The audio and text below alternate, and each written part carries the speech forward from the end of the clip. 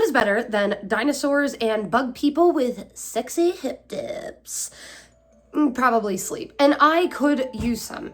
For the past 2 weeks, I've barely slept at all putting together my 5-room dungeon, and it has been insane. Now, if you're not in the loop and somehow you found this playlist or my channel, this is a part of the Dungeon Tuber Dungeon Jam, an awesome community and an awesome event. For 5 days starting on March 25th, we were all putting together 5-room dungeons that are, most importantly, completely free. Now, I have never done this before. I've never made a module. I've never put anything out there. I have run this many a times for my players because I have it all up in here, but putting things physically on paper was just a no-go for me. I don't even run modules normally because I don't like the way they are formatted. I can't absorb the information, so I went a little bit off the beaten path. And in order to bribe you into enjoying my module and baby you into this new format, even though I'm really dreading any of you bullying me, I decided to go way overboard. To say I bit off more than I could chew would be an understatement, but you can chew on something too because I even included recipes. We are talking like 20 pages with custom art by yours truly throughout every single page. There are tons of new monster stat blocks, 2 new races, unique NPCs, and items that you can just pluck and put into your world. And the way that I wrote it is not your typical module with tables and holding your hand through it, but I tried to write it in a way that gets you into my head and to learn the space, so you can take what you learn about it and truly make it your own. And I even included some really peak jokes. Like boss make a gold, I make a copper, that's why I wait till company time to drop a plopper. I hate it, but it's too late. Sleep deprivation has me putting wild things in this. So this video is gonna be 90% chaos because, again, I haven't slept. I am really hungry. And I need to get this out tonight. So we're gonna talk about how I run a 5-room dungeon structure and what I think is unique to my perspective on it, some of my favorite highlights of the dungeon, and why I waited until the last 2 weeks to do this. But before we get into this, let me give a huge shout out to my friend who has an Etsy, Bardic Tabletop. They are absolutely incredible. When I first started talking about this idea months ago, when I was still running it from my head, they sent me some minis based on the idea, and that's what inspired a lot of the art. It's not a sponsorship or anything like that, no payment. They asked me not to say anything. They just wanted to support my cool ideas. But if you are running this and you want to look for some awesome dinosaur minis or Thri-Kreen minis, which can work for our homebrew race Arthrin, please feel free to go check the description below for them. And also a very, very special shout out to Dungeon Jam. I'm one of the founders along with Dottie of MysticArts, Paladin Pros, and Lunatic Dice. The long and short of it is that Dungeon Jam is us trying to revitalize and CPR the D&D community in the creator sphere. It started as a huge collaboration and has quickly gotten a life of its own. So another thing you can find in the description below is a playlist to Dungeon Jam 2025. As of right now, we have over 30 creators giving you free dungeons. Those creators obviously include Dottie of MysticArts, but my good friend Val, Corkboards and Curiosities, oh my gosh, her work was incredible on it. She went above and beyond and put all of us to shame. Genuinely, we walk amongst a goddess and I feel unworthy. There are a lot of names you're going to be familiar with and some new ones that you might not have ever seen before, but all of them have put so much love into this project and deserve all of the support in the world. So please go take a look. And if you like a dungeon, leave a comment that Gobi sent you. I want people to know that we are trying to support each other further than just a simple little link or collaboration where we all do the same thing and maybe it helps. So considering that I've spent the past 2 weeks absolutely sleepless, surviving on unreasonable amounts of caffeine, a dream, and tears, I think it's not the biggest thing to ask for this huge free project that you just go support my friends. Yes, I will leverage my work to get something from you, but not money, not goods. I just want to spread the love to the people who I care about. So all of that being said, let's get right into all the rest of the jibber jabber. Let's start with just a little tiny tidbit of the module I made. Welcome to Kricket's Bar and Grill, Gryll. No, it is not spelled wrong. Google the scientific name of Kricket.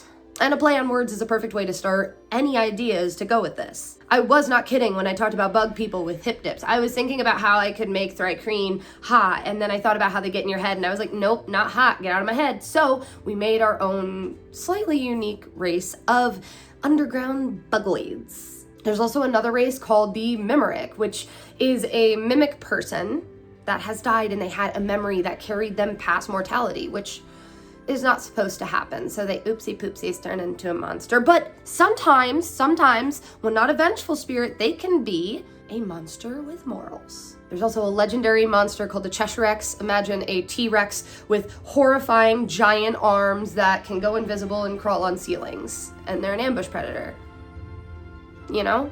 I wanted something that would make me scared, as somebody who loves dinosaurs, and I think I did the job. But being an Underdark bar that is super whimsical and cute, don't worry, there are other unique little things that you might like an aphid drake. It is a leafy dragon that is home to aphids and bugs alike. Technically it's a beastie, but taking the form of this long serpentine figure, it looks more like a drake. And of course, tiny little mimic mugs. Because what is a whimsical kitchen without little mugs that can run themselves back after somebody's used them? I would die for these little mugoids. And there is the dungeon tavern itself, which of course means that you get all custom hand-drawn maps by yours truly as well. Now, there are a lot of people who are going to explain the 5-room dungeon as the standard, here is by the book what to do, especially in this playlist. But for me, I like to focus on my players, as I do with everything else. Instead of thinking about it as 5 themed rooms, I think about it as being one of the theater light people. Is it a gaffer? Each individual room is built to shine a spotlight on a certain type of character. It gives an opportunity for players of all different types to have their turn and moreover grow as an individual. For me, the first room should be the campaigner. This is an opportunity for the party to meet each other and to get all the secrets and layabout before they even get into things. It's usually the entrance or the guardian. To me, I think that both an entrance and a guardian can be that social barrier in that aspect. It is very rare that you start a one-shot already in the middle of combat. So I like to focus on that social setting for the first room. So being the campaigner, you know, like Michael Scott. No? Myers-Briggs? No? No one? Okay. Build this room with challenges that really make those social players shine. The second room, being more of a roleplay challenge or puzzle, I like this to be focused on the investigator. You don't need NPCs in this room. You don't need battles. You can, but the focus should be on the room itself. Are you hiding languages on the wall that only certain characters would know? Are there plants or animals that they can learn to interact with if you have a ranger or druid? Maybe there's little patterns on the floor that are like a tiny, subtle map. The second room should be spotlighting your investigator character that really loves to look into every nook and cranny. The third room is that setback or that heavy choice. To me, I think that's a strategist.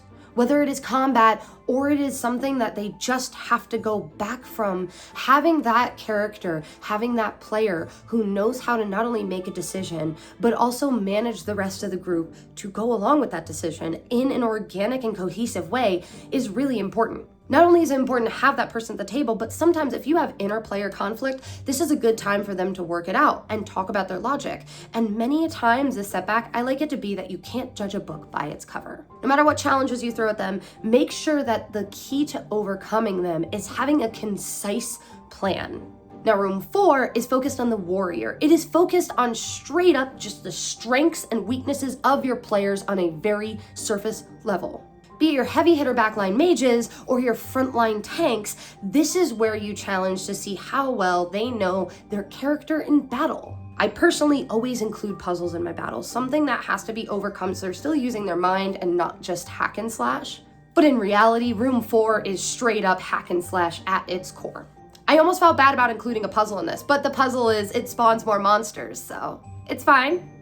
And lastly, there is the finality, or the plot twist. I consider this a moment for the team. It is not just a singular spotlight, it is when everybody comes out and gives their bow. But sometimes there is that goofy little aftermath skit where it has nothing to do with anything, but it's just a lot. That to me is a plot twist. This is where your players kind of have to make a choice, a silent choice. All of their actions leading up to now is what made that choice. Do they have tons of resources left over? Are they just bored and subtle and like, well, we did it, throw in a BBG.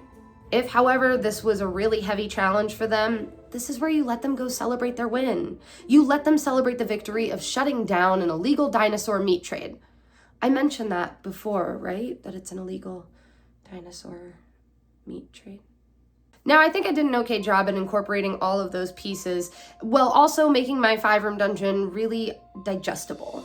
Pun definitely intended. Each of the layouts, like I said, they don't have tables, they don't have details, but they explain to you the purpose of the rooms and all the different options to inspire you to make this your own. And making it your own helps when you have so many different assets to choose from. Aside from mimic mugs, there are some also really cool, cute things that I've included when it comes to items that we've worked really hard on. And hopefully lovable NPCs. Even though none of my NPCs have made it through a play. Oh god, did I make hateable NPCs? But point of the matter is there's a lot to choose from. Be it Kricket himself, who is definitely just like an Italian grandpa who wants to make sure you've eaten enough and don't get in the way in the kitchen. We put them in the meatball, we throw in the breadcrumbs, and you get a good meal. You waste away, eat the pterodactyl meatballs.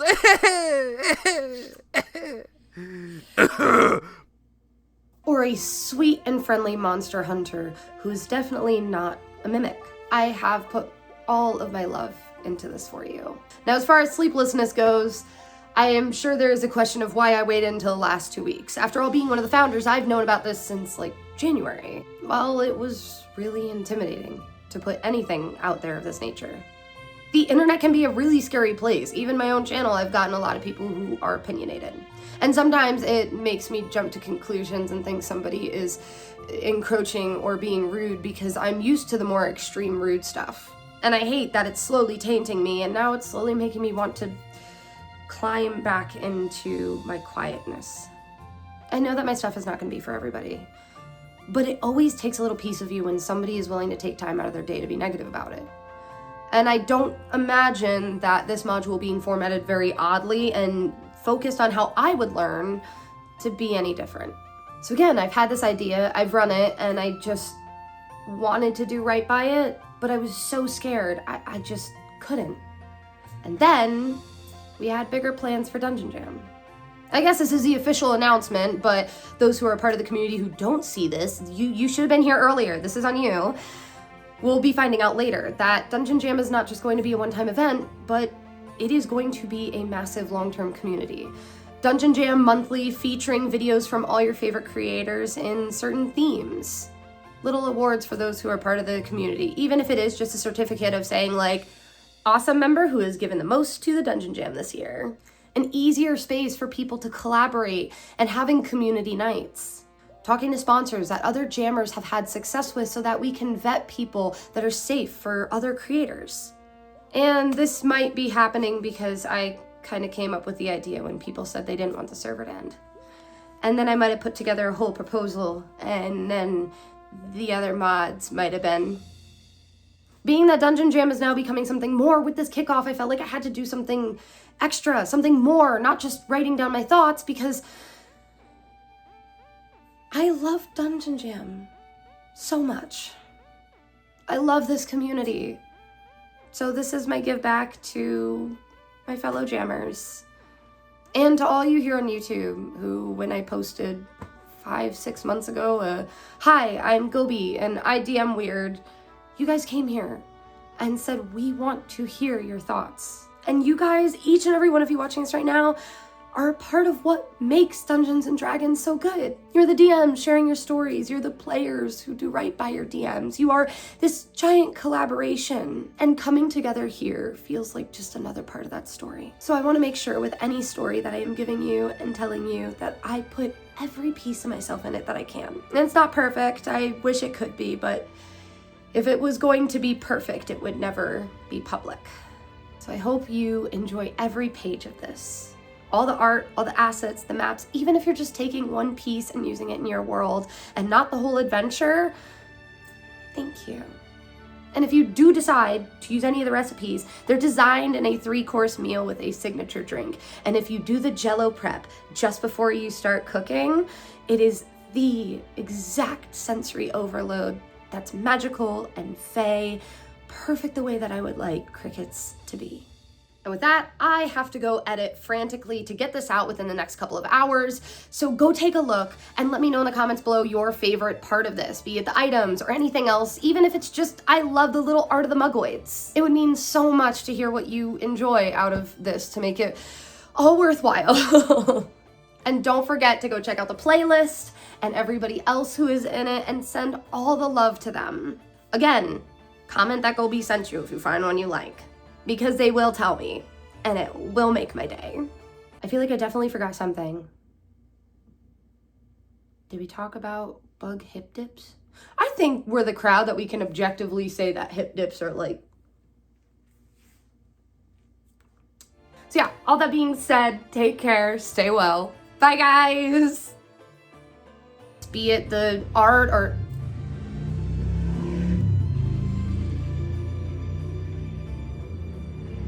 I'm tired of this, Grandpa!